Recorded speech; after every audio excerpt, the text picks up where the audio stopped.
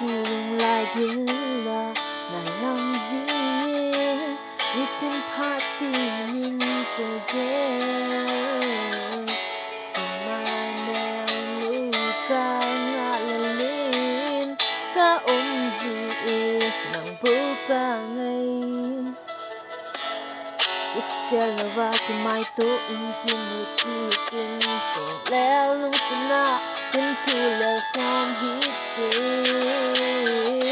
Nanginay tiyang langsibang Ko'y mahimpunte Ahit daning ahim Silong lagil munting alangzin Kahit himin Hila ko'y dangin sinahi Kahit himpi kay lubang yung ingat kimpilo Ang tayo ko'y dang kaya di nga hamiting kagazin Kalungsig na hitihin ni bolo Sinin agon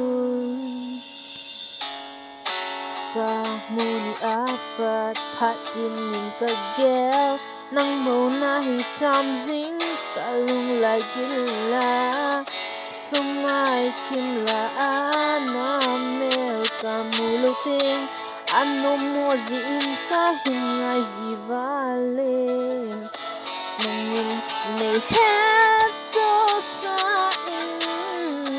Kalong gel ipihikan Nang bukatan ang siling nilot lahit Itehizong